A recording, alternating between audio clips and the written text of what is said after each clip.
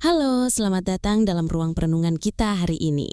Mari sejenak kita menepi dari segala hiruk-pikuk kehidupan dan mencari ketenangan di hadapan Tuhan. Tarik napas yang dalam, hembuskan perlahan. Rasakan damai itu menyelimuti hati kita. Kehidupan ini, teman-teman, seringkali terasa seperti perjalanan yang panjang dan berliku.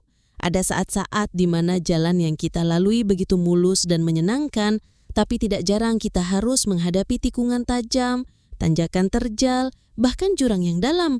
Masalah hidup, entah itu karena kesulitan finansial, masalah dalam keluarga, sakit penyakit, atau perasaan kesepian, seringkali membuat kita bertanya, kenapa ini harus terjadi padaku ya Tuhan? Pertanyaan itu wajar kok, bahkan tokoh-tokoh iman dalam Alkitab pun pernah mengalaminya. Mereka menangis, meratap, dan merasa putus asa. Tapi satu hal yang membedakan mereka adalah di tengah badai mereka tetap berpegang pada jangkar iman.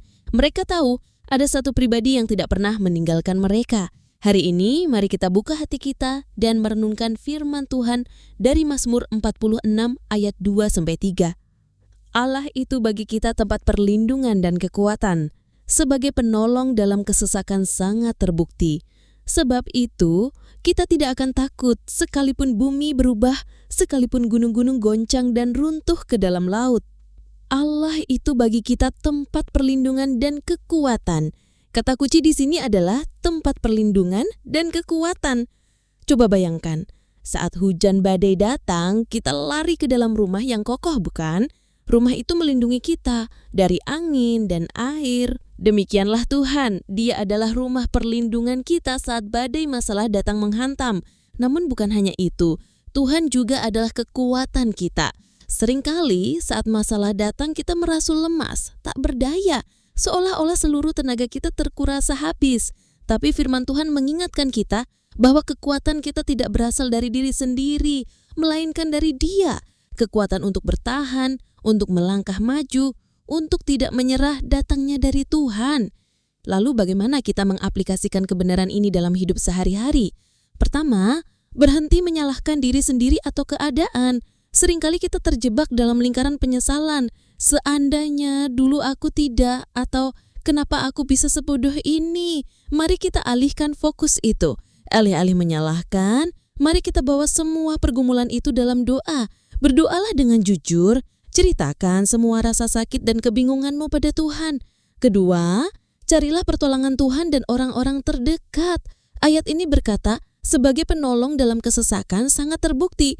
Tuhan tidak hanya bekerja secara ajaib, tapi Dia juga seringkali memakai orang-orang di sekitar kita.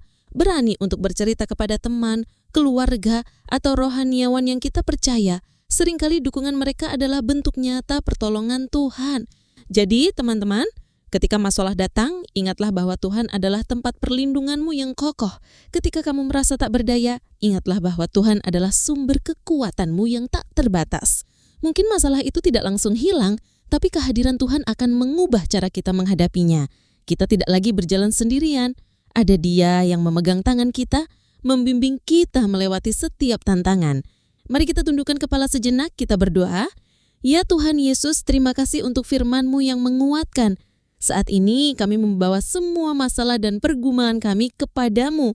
Jika ada di antara kami yang sedang merasa putus asa, yang sedang bergumul dengan sakit penyakit, kesepian atau masalah lainnya, kami mohon jamah hakim mereka. Jadilah tempat perlindungan mereka yang kokoh dan berikanlah kekuatan baru bagi mereka. Ajar kami untuk selalu percaya bahwa Engkau adalah penolong kami yang sangat terbukti. Di dalam nama Yesus kami berdoa. Amin. Terima kasih sudah bersama dalam renungan ini. Tetaplah kuat dalam iman dan jangan pernah menyerah. Sampai jumpa di lain waktu. Tuhan Yesus memberkati.